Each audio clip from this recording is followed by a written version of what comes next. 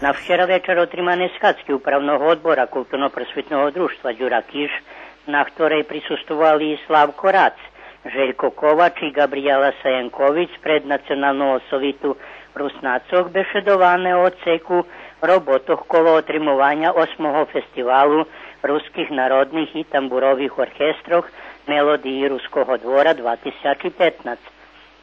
Ktorýše i toho roku, keď bude krásna chvíľa, otrima 5. septembra u porti ljetnje vladičeskej rezidenciji abo u sali kulturno-obrazovnog centra, keď bude dišć u Šidze. Povolanki so sprijavami i propozicijami za festival poslani do kulturno-umetnických društvoh u žemi i inozemstve prešloho týždňa a ostatní deň za prijavu 20. september.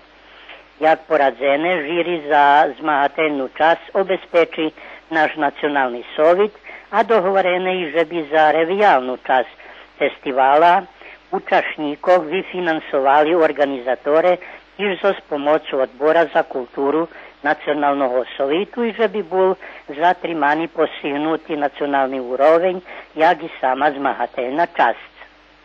Zajednické druženje účastníkov bude organizované u Pinjvici vinariji DOO Ruski dvor.